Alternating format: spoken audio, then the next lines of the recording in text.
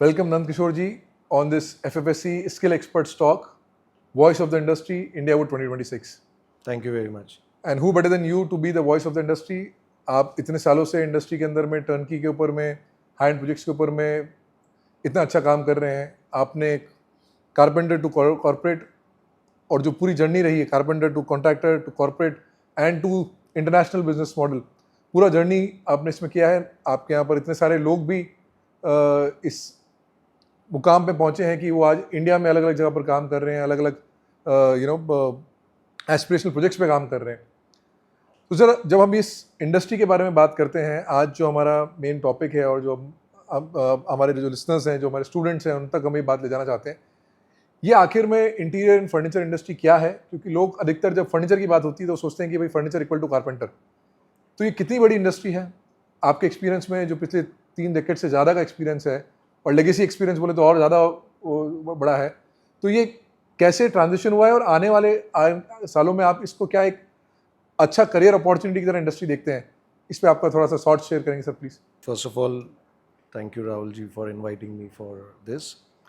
और अगर हम लोग इंडस्ट्री की बात करें एक्चुअली, तो ये जो हमारी इंडस्ट्री है ये पॉपुलेशन से रिलेटेड बहुत ज़्यादा है. कि आज पॉपुलेशन ग्रो हो रही है बोलते हैं, तो जितनी पॉपुलेशन भी ग्रो हो रही है, अगर कोई सिटी डेवलप हो रही है या कुछ भी हो रहा है या कोई गांव डेवलप हो रहा है, तो कोई ऐसा एरिया नहीं है जहाँ पे हमारी इंडस्ट्री इन्वॉल्व नहीं है. So first of all world wide अगर इसकी कोई गिनती लगाने को बैठेगा तो गिनती भी नहीं कर पाएगा कि ये इंडस्ट्री कितनी बड़ी है. तो एक चाहे घर हो, ऑफिस हो, हॉस्पिटल हो, या इवन अभी हम जहाँ बैठे हैं यहाँ पे भी हमारा एग्जिस्टेंस है, वेदर इट इज़ फर्नीचर और डोर्स, विंडोज़, मैनी थिंग्स. तो इंडस्ट्री कितनी बड़ी है वो तो आप लोग अंदाज़ा लगाओ कि जहाँ भी हम जाते हैं, उठते हैं, बैठते हैं या सोते हैं, सिर्फ और सिर्फ फर्नीचर हर एक जगह पे होता है. तो पर अभी जो पहले जो ट्रेडिशन से इंडिया काम करती थी, जो हम लोग बात कर रहे हैं कि 30 ईयर्स पहले जब मैंने मेरे फादर को ज्वाइन किया, तो मैंने 5-7 साल जो भी मेरी लर्निंग जर्नी थी, और उसके बाद में जो मुझे ऐसा लगा कि जो प्रोजेक्ट्स का स्केल और बिज़नेस का स्केल बढ़ रहा है और लोग लिमिटेड है, कि जो काम करने वाले हैं वो लोग लिमिटेड है, तो वो कैसे ट्रेन होते थे एज अ कारपेंटर. वो पहले एज अ हेल्पर, वो पहले कारपेंटर के पास काम करता था, 3-4 साल काम करता था, उसके बाद वो कारपेंटर उसको औजार देता था कुछ काम करने के लिए और फिर वो कारीगर बनने की कोशिश करता था, तब तक उसको 4 से 5 साल लगते थे. तो अब जो चेंज है, जो लास्ट 15 to 20 ईयर्स के अंदर जो इवॉल्वमेंट हो रहा है इंडस्ट्री के अंदर, मेरे ख्याल से आज इंडिया वुड में हम जितने भी लोग यहाँ पे आए हैं, मेरे ख्याल से इस साल मैंने सबसे ज़्यादा भीड़ देखी है इंडिया वुड में. जी जी, मतलब आपको ऐसे खड़े रहने की जगह नहीं है, बिकॉज लोगों को समझ में आ गया है कि इंडस्ट्री को ऑर्गेनाइज्ड वे में कैसे काम करना है. चाहे वो छोटे से छोटा मैन्युफैक्चरर, कॉन्ट्रैक्टर हो, कारपेंटर हो, या बड़े से बड़ी इंडस्ट्री हो, तो वो सारे लोगों को अब समझ में आया है कि ऑर्गेनाइज वे में काम करना है. तो जैसे हमने एज एन एफएफएससी में जो हमने चेंज लाया है, वो भी बहुत बड़ी चेंज है कि हम एक स्टार्टअप स्टूडेंट को हम ट्रेंड कारपेंटर कैसे बना. कारपेंटर अभी हमने वुड टेक्नीशियन जो नाम दिया है, पहले हम बोलते थे कारपेंटर, अब हमारा नाम हो गया वुड टेक्नीशियन. सो ये वुड टेक्नीशियन को हम कैसे कॉलेज से डायरेक्टली उनको वुड टेक्नीशियन बना सकते हैं, ये हमारा चेंज मेरे ख्याल से हर एक बच्चे को आके हमारे इंस्टीट्यूट्स, जहाँ भी नज़दीक में इंस्टीट्यूट है, वहाँ आए, समझे कि हम कैसे इसको अडॉप्ट कर सकते हैं अपने फ्यूचर वर्क के लिए. तो अधिकतर जब हम भी कहते हैं कि कारपेंट्री एक तरह से एक प्रोफेशन है इसके अंदर में, तो क्या यही इकलौता प्रोफेशन है? अगर हम इसको ब्रेक डाउन करें, जो अपॉर्चुनिटी को आप टर्न की पूरा काम करते हैं जैसे, तो क्या इसमें अपॉर्चुनिटी और भी है फ्रॉम डिज़ाइन टू डिलीवरी जो है? मानिए अगर मैं डिज़ाइन में इंटरेस्ट रखता हूँ या मैं प्रोक्योरमेंट में इंटरेस्ट रखता हूँ, तो किस तरह की अपॉर्चुनिटी हो सकती है? और अगर आपके, क्योंकि आपने पूरी जर्नी के अंदर में इतने सारे लोगों के साथ में काम किया, इतनी आपने एक कॉन्ट्रैक्टिंग सिस्टम से कॉर्पोरेट पे गए, तो ये क्या जॉब रोल्स क्रिएट हो जाते हैं और उसमें क्या क्या बच्चा कर सकता है, थोड़ा उसके हिसाब से भी अगर बताएं तो। आई थिंक अभी अभी हमारे पास हमारी इंडस्ट्री के अंदर, हमारी फैक्ट्री के अंदर, starting from purchase manager, store keeper, technical, production management, production software पे drawing, AutoCAD, CNC operator, machine operator, basic machine, कुछ सीएनसी भी है जिसके लिए ऑटोकैड सीखना है, but there are basic machine operating system also, technical mechanical engineer. तो ऐसे बहुत सारे सब्जेक्ट है, जॉइनर्स, असेंबली लाइन, पेंटिंग, ऐसे बहुत सारे जॉब रोल्स मेरे ख्याल से अगर गिनूँ तो at least how many we listed I think so, in our हाँ, 200 से ज़्यादा हम लोगों ने ऐसे स्टैंडर्ड में, डाले हैं। हाउ हाँ, मेनी 200 से ज़्यादा डाले हुए हैं। 200 से ज़्यादा जॉब रोल्स ये इंडस्ट्री के अंदर एक आदमी ढूंढ के अपने आप की जगह बना के काम कर सकता है। सो इसके लिए एंट्री बैरियर क्या है? आपको क्या लगता है कि आज कैसा बच्चा इस फील्ड के अंदर आ सकता है? कौन बच्चा सोच सकता है कि मुझे इस फील्ड में करियर बनाना है? एंट्री बैरियर सबसे बड़ा तो होना चाहिए कि आदमी को मेरे को काम करना है। वो एंट्री बैरियर उसको हटाना है कि मैं ये काम करूँगा तो मैं कैसा क्या, मेरे हिसाब से उसको तो ये पहले ये बैरियर हटाना है कि मेरे को ये, मतलब ये बैरियर उसको बनाना है कि मतलब कि मेरे को ये काम करना है। सबसे पहले तो ये सीखना है मुझे। अब वो सीखने के लेवल से basic carpenter to the production manager, जो पूरी फैक्ट्री के अंदर आदमी, तो जो स्केल है 20,000 से लेके 3 लाख 4 लाख तक का जो पैकेज है, वो एक जर्नी वो तय कर वो सकता तय है। कर सकता है। और ये बिल्कुल, पैकेजेस बिल्कुल। आप बोल रहे हैं 4-4 5-5 लाख तक के भी पैकेजेस हैं। अगर अगर सो किस अगर तरह का, अगर मैं एस्पिरेशन के आगे हिसाब आने वाले फ्यूचर में जैसी इंडस्ट्री आने वाली है, जो हम बोल रहे हैं पूरी पूरी की पूरी फैक्ट्री एआई पे चलेगी, अगर वो प्रोडक्शन मैनेजमेंट से लेके पूरा बिजनेस मॉडल संभालता है तो उसके पैकेजेस बहुत बड़े हैं जो हम इमेजिन भी नहीं कर सकते, जो अभी तक हमारे हमारे कंट्री में वो लेवल आया भी नहीं है। सो एक अगर एस्पिरेशन के तौर पे देखें तो किस तरह का काम जो इंसान करता है उसको थोड़ा एस्पिरेशन आता है कि भाई मैं गाड़ी डिज़ाइन करने का काम करता हूँ, या मैं फैशन स्टाइलिस्ट हूँ तो मैं कपड़े अच्छे बनाने का काम करता हूँ। तो ये जो होम स्टाइलिंग है एक तरह से अगर हम कहें तो इसको, तो इसमें क्या एस्पिरेशनल प्रोजेक्ट्स होते हैं जो करने को मिलते हैं बच्चों को, जो ताकि उनको ऐसा लगे कि हाँ मैंने ये बहुत अच्छा कुछ काम किया? थोड़ा हाँ, सा अगर आपके प्रोजेक्ट्स के हिसाब से बताएं।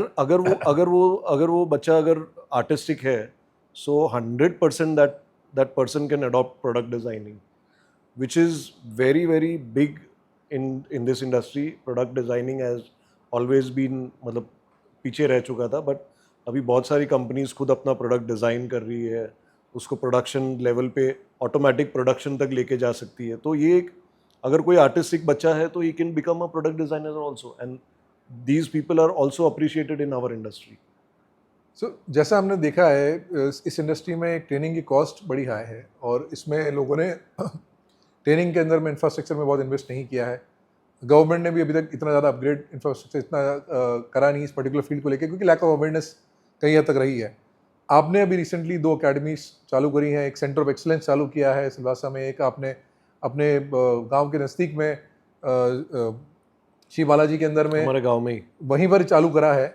तो ये करने के पीछे एक एज एन इंडस्ट्री लीडर आपका क्या थॉट है, और ये आप कैसे देखते हैं कि इसमें और इंडस्ट्री वाले जो है वो कैसे कंट्रीब्यूट कर सकते हैं? थोड़ा उसके ऊपर में।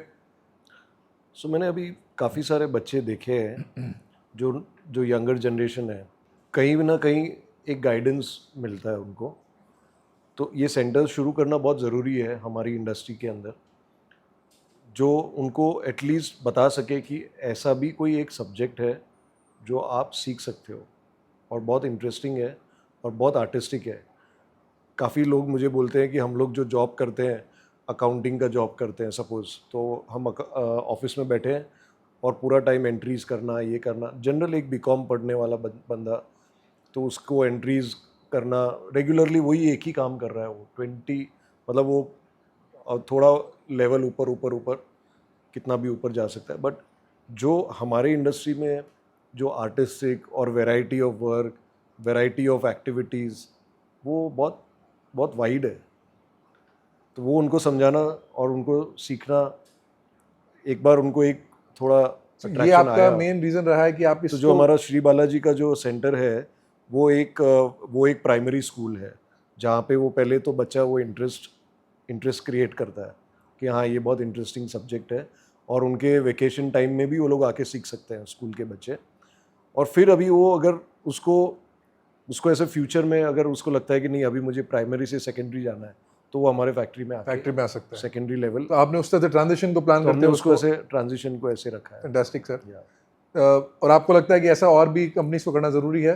एटलीस्ट पता तो चले ना कि ऐसा कुछ है, ऐसा कोई काम है, ऐसा कोई सब्जेक्ट है। उनको पहले ऐसा होता था कि उनको कुछ काम करना होता था तो सीधा साइट पे भेजते थे, साइट पे उसको पता नहीं क्या कर रहा है वो, क्या नहीं कर रहा है, ना उसको कोई फॉर्मली कुछ बताने वाले। तो अभी हम थोड़ा उसको फॉर्मल वे में समझा रहे हैं, दिखा सिर्फ रहे हैं। बच्चों की ट्रेनिंग की और ओरिएंटेशन की एक्सपोजर की जो बात हुई, तो वर्ल्ड स्किल्स कंपटीशन से अछूता नहीं रह सकता है। जैसे आपने 2024 वर्जन के अंदर में आप पिछले कई सालों से सपोर्ट भी कर रहे हैं, आप अभी वर्ल्ड स्किल्स कंपटीशन की जो ग्रुप है जो उसके ऊपर में वर्क कर रहा है, बच्चों के ऊपर में आगे बढ़ाने के लिए सपोर्ट कर रहे हैं। आपने लास्ट ईयर जब कंपटीशन अटेंड किया था लियोन के अंदर में, वो एक्सपीरियंस क्या रहा, और वहाँ पर ऐसा क्या हो रहा है जो आज हमारी इंडस्ट्री यहाँ नहीं कर रही है और हमें करना चाहिए, ताकि हम शायद वर्ल्ड स्किल्स लेवल के या वर्ल्ड लेवल पे जो हम काम करने की बात कर रहे हैं वो कर सकें? पहले तो मैं वहाँ पे गया तो मैं तो एकदम ऐसे सरप्राइज हो गया था, और मेरा खुद का माइंड इतना ओपन हो गया कि आप अपने कंट्री में क्या नहीं कर सकते हो, हम हमारी कंट्री में क्या नहीं कर सकते, ऐसा कोई चीज़ नहीं है जो हम नहीं कर सकते। तो वो एक पूरा एंगल चेंज हो गया। और कुछ चीज़ें हैं जो हमारे पास जो है ना, जो क्वालिटी एंड जो आर्टिस्ट लेवल की जो थिंकिंग प्रोसेस एंड जो काम करने का जो तरीका है, वो है ना वर्ल्ड के पास नहीं है। अगर हमने वो चीज़ को कंबाइन करके, दो चीज़ को कंबाइन करके अगर हमने काम किया तो आई थिंक हमारी इंडस्ट्री में तो we will be at the top of the world, nobody will be able to touch us. तो वहाँ ट्रेनिंग में ऐसा कुछ अलग से हो रहा था जो आपने वहाँ पर देखा, या जिस तरह से सिस्टम्स थे जहाँ बाकी कंट्रीज वहाँ पार्टिसिपेट कर रही थी? ज़्यादा कुछ नहीं, वो बहुत पहले पहुँच गए थे, अभी हम लेट पहुँचे हैं। वो तो ज़्यादा अभी हम वो पहले शुरुआत से काफ़ी समय से इसके ऊपर इन्वेस्ट कर रहे हैं। हाँ, इन्वेस्ट कर रहे हैं। अभी हमको तो शायद कितने तीन या या मतलब हमें एकेडमी 4 साल एकेडमी शुरू करके भी अपने को बहुत स्किल डेवलपमेंट में ओवरऑल जो मोमेंटम चालू हुआ है गवर्नमेंट की तरफ से वो 2014। बट हमारी कंट्री बहुत अच्छा कर रही थी। आई थिंक हार्डली दो या तीन ऐसे ट्रेड थे जिसमें हम लोग नहीं थे, बाकी हमारी कंट्री हर एक ट्रेड में थी। अब हमको हमारा लेवल, हमारी रिस्पॉन्सिबिलिटी है एज इंडस्ट्री इंडिया वुड में जितने भी मशीन वाले हैं या जितने भी मैन्युफैक्चरर्स हैं या जितने भी मटेरियल वाले हैं, ये हम सबकी रिस्पॉन्सिबिलिटी है कि हम वो लेवल को आगे और बढ़ाए और ऊपर टॉप लेवल पे ले जाए। तो ये हमारी रिस्पॉन्सिबिलिटी है। बच्चे तो हम चुनते हैं जो 17-18 साल के बच्चे हैं, अब उनको हम उनको सिखाएंगे वही सीखेंगे। सर मेरा एक लास्ट सवाल आपसे रहेगा, एक तरह से अगर अपील एक पेरेंट को आज की जाए जो कि स्टूडेंट्स के डिसीजन मेकिंग के अंदर में काफ़ी हद तक इम्पोर्टेंट रोल प्ले करते हैं, so would you suggest them that they should consider interior and furniture industry as a career opportunity for the coming years? आपका उस पर क्या रहेगा, उनको एक राय? 100% कमिंग ईयर में मेरे ख्याल से हम बहुत सारे लोग बातें करते हैं एआई की बातें सुन रहे हैं, बहुत सारी चीज़ें, तो बहुत सारे काम तो मतलब अब जब एआई और ये जब चैट जीपीटी और ये सब बात कर रहे हैं तो बहुत सारे काम तो ऐसे सोचो कि ऑटोमेटिक होने वाले हैं। बट ये जो स्किल जो है ना, ये जो हम लोग जो स्किल कर रहे हैं लोगों को, ये जॉब को कोई रिप्लेस नहीं कर पाएगा। तो अगर अपने बच्चों को रियली कुछ अच्छा फ्यूचर देना है आने वाले टाइम और जनरेशन में, तो इस रिलेटेड प्रोडक्ट डिज़ाइनिंग से लेके प्रोडक्ट मैन्युफैक्चरिंग और इस चीज़ों में ज़्यादा से ज़्यादा डालें। ये मैं सभी पेरेंट्स को सजेस्ट करूँगा।